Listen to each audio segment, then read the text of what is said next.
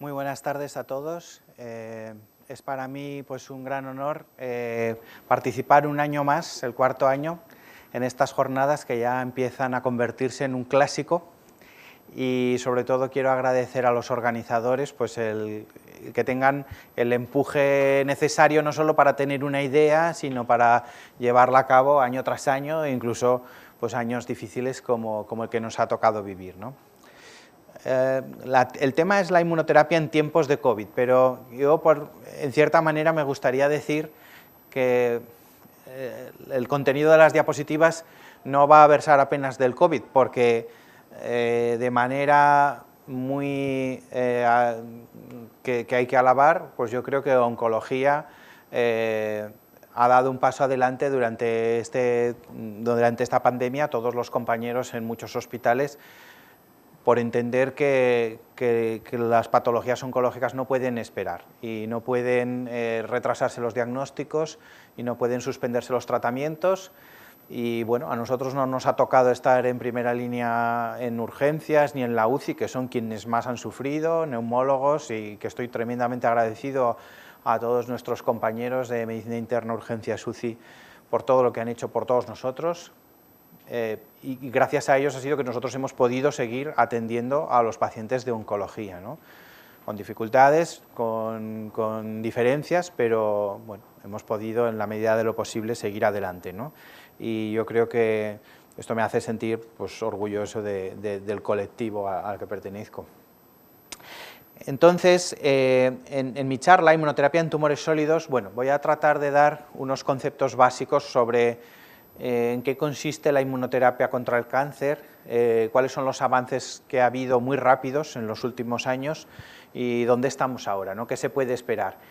Ya sé que los oncólogos pecamos a veces de extremadamente optimistas quizá, o visto desde otras especialidades o desde otros terrenos puede parecer que nos emocionamos con victorias muy pequeñas, ¿no? Victorias pírricas a lo mejor, ¿no? Bueno, hemos conseguido un poco más de supervivencia, un poco más de... Pero yo creo que la inmunoterapia va a ser nuestro salvoconducto, lo que nos va a redimir y que va a demostrar que tanto esfuerzo verdaderamente vale la pena, porque como bien sabéis, el sistema inmunológico es un arma extraordinariamente versátil, que nos defiende contra toda clase de enfermedades y también puede defendernos contra el cáncer, solo que necesita un poco de ayuda, y aquí es donde viene un poco la presentación. Bueno, como os decía, lo más importante es que hasta ahora existía la teoría o la hipótesis de que el sistema inmunológico vigila las células, detecta las que están dañadas y que pueden dar lugar a cáncer y es capaz de destruirlas. Esto en inglés llaman Cancer Immunosurveillance o vigilancia inmunológica contra el cáncer. Es un concepto de, bueno, ¿por qué no tenemos cáncer? Porque nuestro sistema inmune está continuamente rastreando nuestras células y destruyendo aquellas que pueden dar lugar a un tumor. Y este es un proceso muy complejo que aquí se ilustra en lo que llamamos el ciclo inmunológico, ¿no? Donde, sin pretender un poco dar ninguna lección básica, bueno, pues tendríamos las células malignas, que tienen sus antígenos, sus proteínas alteradas, que son reconocidas por las células presentadoras de antígeno. Estas van a los ganglios linfáticos y producen el proceso de priming, donde activan a los linfocitos, tanto a los linfocitos B como a los linfocitos T, que son los que van a desarrollar la respuesta inmunológica. O sea que todo este gran ciclo, todos estos pasos que podéis ver aquí, son necesarios para que finalmente se produzca la muerte celular inmunológica, ¿vale? Y si hay problemas en cualquiera de estos pasos, la respuesta no se da. O sea que puede haber muchas maneras en las que la respuesta inmunológica contra el cáncer falle. Y los grandes avances han venido en este punto, en el de la tolerancia. El tumor es capaz de inducir tolerancia al sistema inmune. Presenta unas credenciales que le dice que es bueno y que no tiene que ser destruido, ¿vale? Y eso lo hace con unas proteínas en su membrana que se llaman puntos de control inmune, ¿vale? Checkpoint. Entonces, estos checkpoints, uno de los más importantes es el que se llama PD1, que es el receptor de muerte programada 1, ¿vale? Las células tumorales pueden expresar una proteína que cuando interactúa con este receptor, apacigua a los linfocitos y evita la muerte, ¿vale? Entonces, el descubrimiento de estos puntos de control inmune, PD1 y CTLA4, por parte de investigadores como Hongjo y Allison, les valió el Nobel, porque ellos fueron los que sentaron las bases para poder diseñar medicamentos que impidan esta tolerancia, y esa es la inmunoterapia que estamos utilizando nosotros ahora, inhibidores de los puntos de control inmune, ¿vale? Todo el tema de la inmunología es una disciplina muy desarrollada, muy vasta, muy técnica, muy teórica, que nosotros los oncólogos no sabíamos nada de inmunoterapia, porque hasta hace 5 años no utilizábamos la inmunoterapia prácticamente para nada.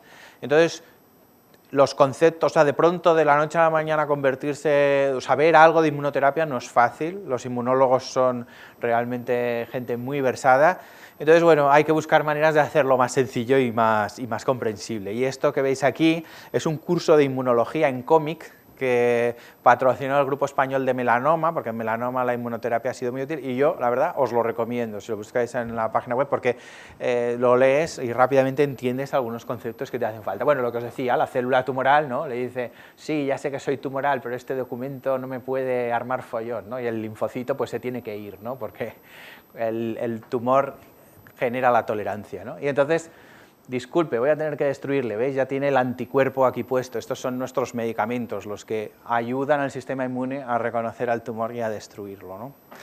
Entonces, esto es muy importante, para que funcione la mayoría de los fármacos que estamos utilizando nosotros, el tumor tiene que expresar esa proteína PDL1, entonces cuanto más expresa la proteína PDL1, más vulnerable será el tumor, en teoría, a nuestros tratamientos. La pena es que, como siempre en cáncer, todo es más complicado de lo que parece, ¿no? Y este es un PET con glucosa de un paciente que tiene pues, distintos focos tumorales, pero cuando le hacen un PET especial que capta la proteína PDL1, pues se ve que no todas las zonas tumorales tienen la misma captación. O sea que nosotros muchas veces tomamos una biopsia a un paciente, le pedimos al patólogo, dinos si expresa PDL1, y nos dice sí, sí, expresa mucho, luego le damos inmunoterapia y no responde bien, puede ser porque en otras zonas del tumor no lo expresa tanto.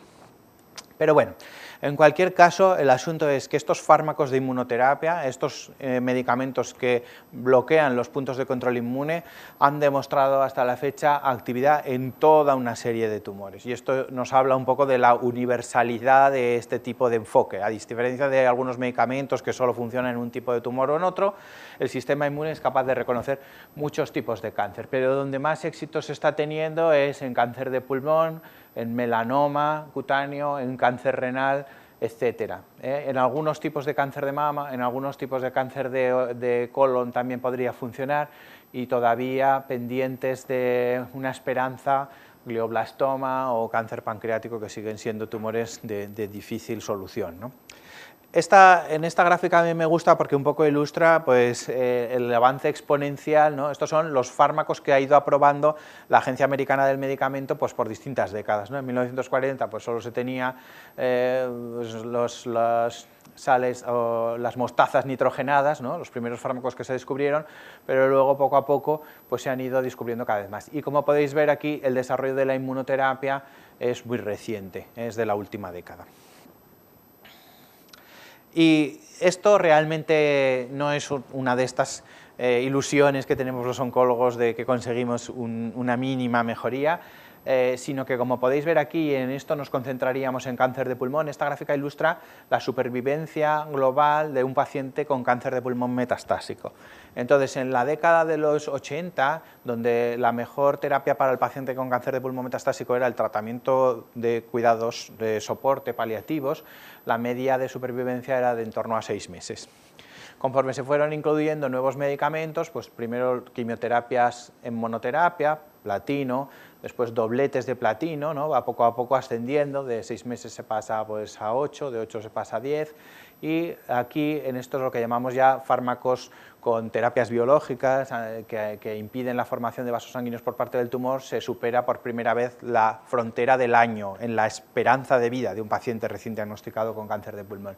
Pero la auténtica revolución empieza probablemente aquí en el año 2004, cuando se empieza a utilizar la secuenciación genómica y a descubrir que algunos tipos de cáncer de pulmón tienen características distintas que se pueden tratar con terapias diana, terapias target, que se llaman aquí, donde, como podéis ver, la supervivencia global aumenta la barrera de los 2 años y probablemente más, aunque no se ha podido todavía estimar. Sin embargo, esto que ya nos parecía un logro tremendo, ¿no?, pues poder identificar un punto débil del tumor y tratarlo con una terapia dirigida, palidece frente a la excelente respuesta que pueden llegar a tener los pacientes que se tratan con inmunoterapia y que responden bien, ¿no? Desafortunadamente no son todos, hay muchas cosas que nos faltan por entender, pero lo que sí sabemos a día de hoy, con datos más recientes actualizados, es el primer estudio de inmunoterapia ya tiene datos de 5 años, y lo que tenemos es que un 30% de los pacientes metastásicos que empezaron tratamiento de inmunoterapia siguen vivos 5 años después. Y como podéis ver en estas curvas, en la curva azul es en los que tienen una gran expresión de PDL1, más del 50% de esas células. No solo hay la curva, digamos, sino que se estabiliza aquí en una meseta donde se presiente o se prevé que algunos de estos pacientes que lleguen vivos y bien a los 5 años posiblemente no van a acabar progresando, sino que algunos podrían tener remisiones a muy largo plazo. Esto, de nuevo, es cáncer de pulmón, y esto es cada una de las indicaciones de inmunoterapia que se han ido aprobando entre el 2015 y el 2021. Como podéis ver, 3, 2, 5, 6... 7, 8, 9, 10, 11, 12, 13, 14, 15 indicaciones de inmunoterapia solo en cáncer no microcítico de pulmón en apenas 6 años, ¿no? Es una cosa increíble, hasta el punto que a nosotros nos resulta difícil mantenernos al tanto y saber cada pocos meses tenemos que cambiar porque hay nuevas terapias, ¿no? Aquí fundamentalmente lo que se ven son distintos anticuerpos que bloquean el PDL1, como hemos hablado, y luego algunas combinaciones. La inmunoterapia parece que se puede combinar con quimioterapia y que hace que más pacientes se beneficien. O también combinaciones de 2 medicamentos conjuntos de inmunoterapia están dando resultados prometedores, ¿no? Así que este es un poco el panorama donde nos cuesta mucho asimilar tanto cambio tan rápido, ¿no? Hay algunos temas especiales, no todos los pacientes son buenos candidatos a recibir medicamentos de inmunoterapia, principalmente aquellos que padecen enfermedades autoinmunes graves. ¿Por qué? Porque lo que vamos a hacer es liberar el potencial del sistema inmune y entonces podemos, sin querer, también desencadenar un empeoramiento grave de enfermedades autoinmunes, aunque esto era una contraindicación más teórica que poco a poco se va limando, porque nos vamos atreviendo a, en algunos casos, pues irlo utilizando, y se ve que, por ejemplo, pues un paciente que tenga psoriasis, sí, un brote de psoriasis puede ser un problema, pero menos problemático que el cáncer, o sea que todo es cuestión de irlo modulando, ¿no? Las infecciones crónicas virales, virus de la hepatitis C, virus de la hepatitis B, VIH, también estaban entre las contraindicaciones iniciales de la inmunoterapia, porque no se sabía hasta qué punto, pues en pacientes que ya de por sí tenían inmunosupresión, si los medicamentos iban a ser eficaces, si iba a haber interacciones con los fármacos antivirales, pero, por ejemplo, este es un trabajo que se presentó en ASCO del 2019, una oncóloga de nuestro equipo, el primer ensayo prospectivo de pacientes con VIH y cáncer tratados con inmunoterapia, donde demuestra que es eficaz y seguro.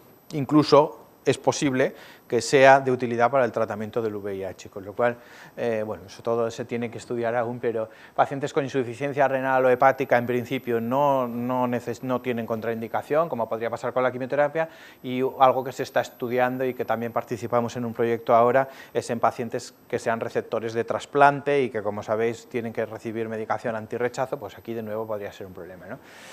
Entonces, si la inmunoterapia funciona tan bien, pues ¿qué sentido tiene combinarlo con otros medicamentos como la quimioterapia o los antiangiogénicos? A mí, cuando me lo explicaron primero, incluso me parecía antiintuitivo, decía, la quimioterapia les va a bajar las defensas y lo que quiero es potenciar el sistema inmune, no sé si funcionará, pero en realidad pues sí, hay un gran abanico de ensayos clínicos que han explorado la combinación de quimioterapia con inmunoterapia, y la mayoría de ellos han conseguido demostrar sus objetivos, y es que, como os decía inicialmente, los pacientes que tienen mucha expresión de PDL1 responden muy bien a la inmunoterapia inicial, pero hay muchos pacientes, es decir, 1/3 de los pacientes tienen nula expresión de PDL1, 1/3 tienen intermedia y 1/3 tienen alta. Los que lo tienen alta en general van muy bien con la inmuno, pero los que tienen intermedia o baja pues no van tan bien, pero cuando se introduce la quimioterapia o los antiangiogénicos parece que se consigue rescatar este efecto, y aquí más o menos da igual la expresión de PDL1. Tú, un paciente, tenga la expresión de PDL1 que tenga, si le das la combinación de quimio-inmuno, le puede ir bien. ¿Y esto por qué es? Bueno, pues porque la quimioterapia, además de tener el famoso efecto citotóxico que ya conocemos, también tiene distintos efectos sobre otros tipos de células. La quimioterapia, por ejemplo, aquí el cisplatino, pues puede aumentar la expresión de los receptores del complejo mayor de histocompatibilidad, entonces permite que haya más presentación del antígeno. También pues recluta a macrófagos o células memoria que también ayudan o que infiltran al tumor, o sea que en el fondo hay toda una clase de sinergias, y muchos medicamentos que ya utilizábamos ya tienen propiedades inmunogénicas y no lo sabíamos o no éramos muy conscientes de ello, ¿no?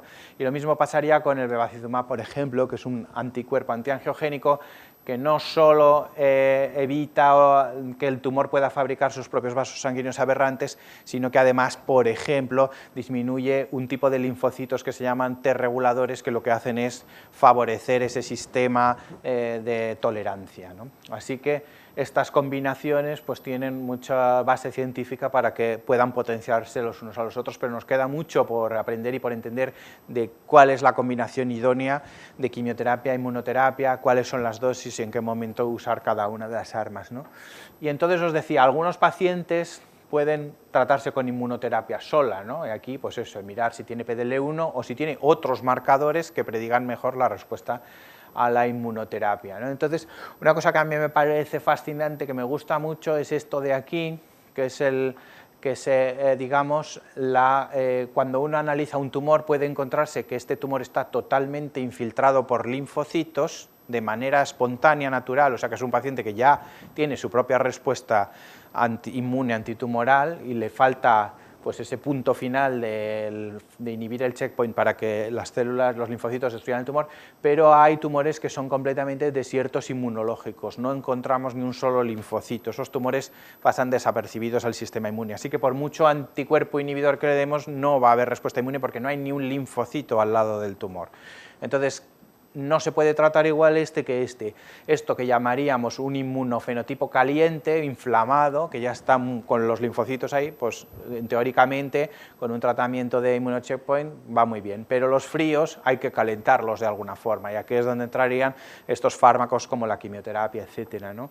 ¿Y por qué puede pasar esto? Pues una de las cosas que se ha visto, por ejemplo, es que este tipo de mutaciones en este gen STK11 impiden la producción de interferón gamma que es necesaria para la respuesta inmunogénica que nosotros necesitamos en el tumor, de tal manera que aquellos tumores que tienen mutaciones de este gen son totalmente insensibles a la inmunoterapia, y aunque eso aún no lo estamos usando en el día a día de nuestros pacientes, cada vez lo analizamos más y lo tenemos más en cuenta.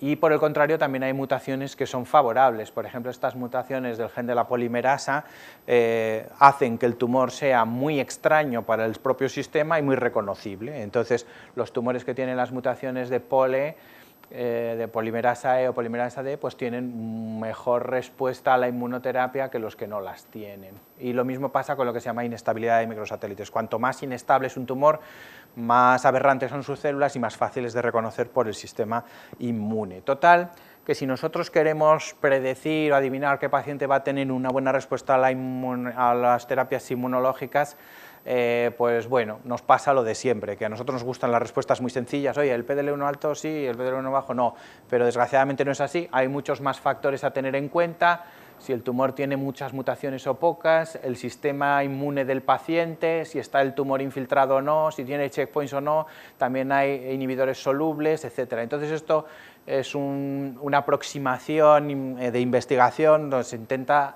dibujar el inmunograma de un paciente, es decir, bueno, pues este es un tumor muy inmunogénico en un paciente con un buen sistema inmune, pues va a responder muy bien, pero quiere decir que la explicación de por qué un paciente responde muy bien o no siempre se debe es multifactorial y hay que intentar explorarlo. Bueno, y esto aún más complicado, aquí en rojo tendríamos los tumores calientes y cómo se aconsejaría tratarlos o qué opciones hay para tratarlo. Estos cada uno es un checkpoint inmune, o sea, nosotros nos hemos concentrado en 2 o 3, pero hay muchos más. pero en los tumores fríos, pues estrategias para calentarlos, o en los tumores que se llaman excluidos, donde los linfocitos han llegado pero no pueden entrar, pues la manera de que los linfocitos penetren en el tumor, etcétera, ¿no? Entonces, bueno, todo este disco tan complejo, pues es la gran cantidad de líneas de investigación que ahora hay en marcha en todo esto, y no sabemos por dónde van a salir los tiros, porque hay miles de ensayos activos en este momento, millones de pacientes o decenas de miles de pacientes por todo el mundo están recibiendo nuevos fármacos de inmunoterapia y combinaciones, y verdaderamente pues es un esfuerzo titánico y esperamos que haya buenos frutos pronto, ¿no? Estos que os he puesto aquí alrededor son los ensayos clínicos en los que estamos participando o hemos participado en nuestro grupo, ¿vale? Cada uno lo he puesto en la zona donde más o menos corresponde, y en azul podéis ver unos que son ensayos que son ideas propias de los investigadores de nuestro grupo, y en rojo los que están abiertos aquí en Tecnon ahora mismo. Tenemos el ensayo Cosmic 021, que es un ensayo muy bonito, que hemos podido incluir casi 22 pacientes, me parece, que permite participar distintos tipos de tumores, aunque nosotros sobre todo hemos hecho de pulmón, de cabeza y cuello, con el doctor Pulladas también, que combina inmunoterapia con un fármaco que se llama cabozantinib, que bloquea la angiogénesis y bloquea otros factores importantes, y que es capaz de rescatar a pacientes que habían recibido ya inmunoterapia y ahora ya no les funcionaba.